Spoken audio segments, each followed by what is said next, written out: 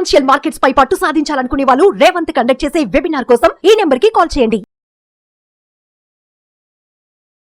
నమస్తే, welcome to Suman TV. నేను విష్ణు. ప్రస్తుతంతో పాటు amphi registered mutual fund distributor wealthy Chakradhar గారు ఉన్నారు. వారితో మాట్లాడదాం. సార్ చక్రధర్ గారు నమస్తే. సార్ నమస్తే సార్. సార్ చక్రధర్ గారు, ఇప్పుడు ఒక సింపుల్ టాపిక్ గురించి మాట్లాడుకుందాము. ఈ వీడియో ఎవరి కోసం అంటే, ఎవరి చేతిలో అయితే క్యాష్ ఉంటాయో అటువంటి వాళ్ళ కోసం. ఇప్పుడు చాలామంది ఏదైనా ప్రాపర్టీస్ అమ్ముతుంటారు. స్థలం అమ్మితేనో, లేదంటే ఏదైనా పొలం అమ్మితేనో, లేదంటే ఇంకేదన్నా బిల్డింగ్స్ అమ్ముకుంటే చాలామందికి చేతిలో క్యాష్ ఉంటుంది. ఒక 50 లక్షలు, 40 లక్షలు, ₹1,00,00,000 క్యాష్ ఉంటుంది.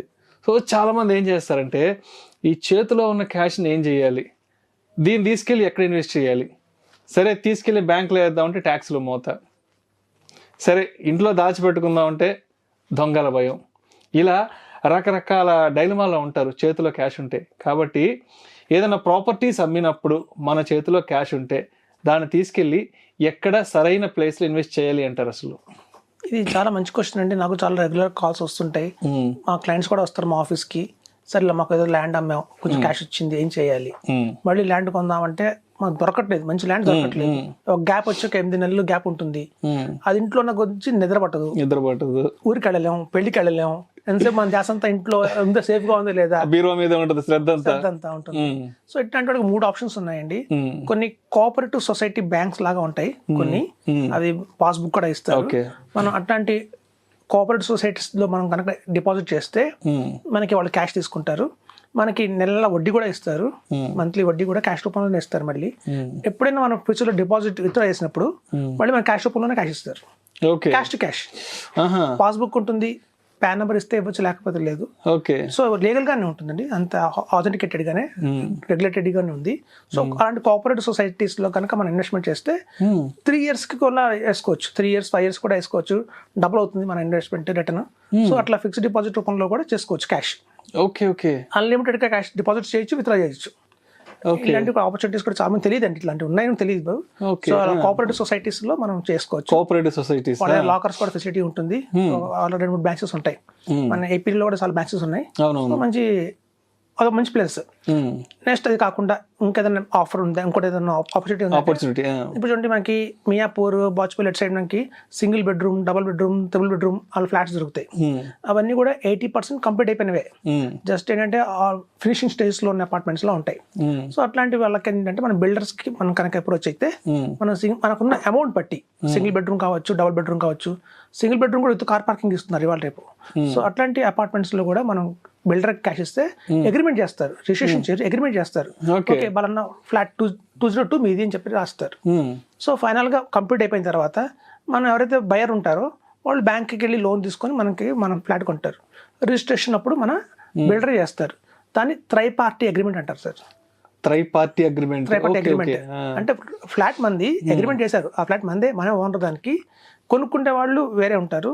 ఎవరైతే అందులో ఉందాం అనుకుంటున్నారో, బ్యాంక్ లోన్ వెళ్దాం అనుకుంటున్నారో వాళ్ళు రిజిస్ట్రేషన్ కాలేదు కాబట్టి బిల్డర్ రిజిస్ట్రేషన్ చేస్తారు. ఇలా త్రైపార్టీ అగ్రిమెంట్ కింద కూడా మనం ఈ ఉన్న క్యాష్ అంతా కూడా మనం బయట కింద మార్చుకోవచ్చు. ఫర్దర్ గా మనం PMS లో వేద్దామా, AF లో వేద్దామా, మ్యూచువల్ ఫండ్స్ లో వేసుకుందామా అనేది వాళ్ళ ఇష్టం. సో అదొక ఆప్షన్ ఉంది. ఇంకో ఆప్షన్ ఏంటంటే, మన దగ్గర కనుక 5 lakhs 10 lakhs క్యాష్ గా ఉంది అంటే, ఇప్పుడు చాలా చోట్ల చూడండి మనకి ఈ ఫార్మ్ ల్యాండ్స్ అంటారు. ఫార్మ్ ల్యాండ్స్ అంటే మనకి జహీరాబాద్, లేకపోతే మనకి ఇక్కడ బుదేరా దగ్గర కావచ్చు, నారాయణఖేడ్ కావచ్చు, చాలా ఫేమస్ ఉన్నాయి.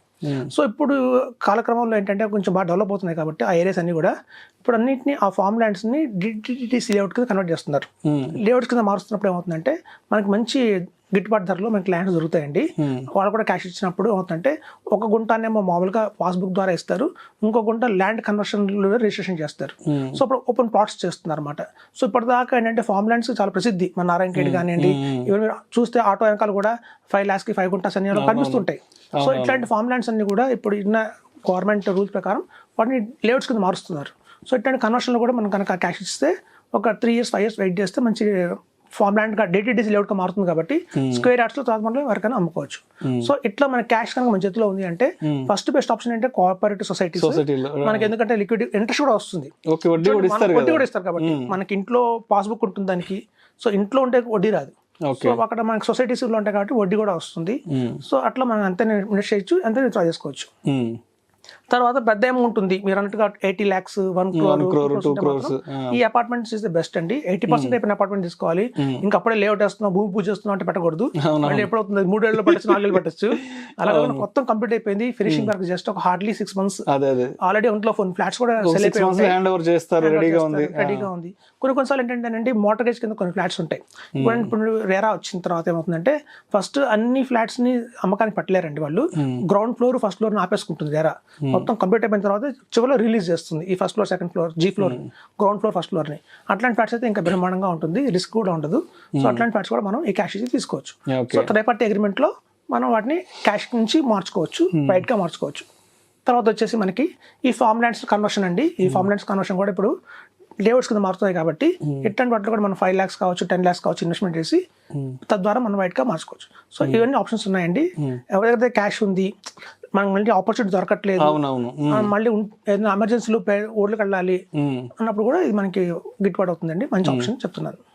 మీరు అన్నట్టు ఈ కోఆపరేటివ్ సొసైటీస్ లో కనుక మనం డిపాజిట్ చేస్తే ట్యాక్స్ ఏమైనా పడుతుందా అని క్వశ్చన్ అవుతుందండి. పడుతుంది ట్యాక్స్. ఇందులో ఏంటంటే మనకి పాన్ నెంబర్ ఇవ్వట్లేదు మనకి ఇక్కడ.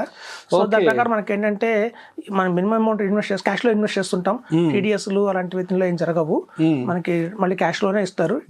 వడ్డీకి ఇచ్చినట్టు డబ్బులు. సో మనం తెలియని వాళ్ళకి వడ్డీకి ఇస్తే మనం చెప్పలేము మళ్ళీ తిరిగి వస్తుందో లేదో, మొహమాటం కొద్దిగా అరగలేము మళ్ళీ తిరిగి వాళ్ళని. సో అట్లాంటి కంటే కూడా కోఆపరేటివ్ సొసైటీలో ఇన్వెస్ట్ చేస్తే మనకి ట్యాక్స్ బాధ కూడా ఉండదు.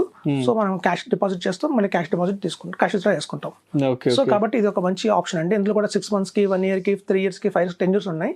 సో వాళ్ళు ఎక్కువ కాలం ఉంటే మాత్రం మనకి మంచిగా రిటర్న్ అయితే వస్తుంది, డబల్ గా అమౌంట్ కూడా వస్తుంది. 5 years అయితే డబల్ గా అమౌంట్ అవుతుంది. సో అట్లాంటి మంచి ఆప్షన్స్ కూడా ఉన్నాయి. సో కాబట్టి ఎవరైనా తెలిసిన అడ్వైజర్ని సంప్రదించి ఇట్లాంటి ద్వారా ఇన్వెస్ట్ చేసుకుంటే కనుక మీకు సేఫ్టీ ఉంటుంది చెప్తున్నాను. Right. Thank you sir. Thank you so much Chakradhar garu. Thank you. చేతిలో క్యాష్ ఉన్నప్పుడు తీసుకెళ్ళి ఎటువంటి ఇన్వెస్ట్మెంట్స్లో పెడితే మంచి సేఫ్ ఇన్వెస్ట్మెంట్స్గా అవుతాయి అనే చక్కగా తెలియజేశారు. Thank you so much sir. Thanks.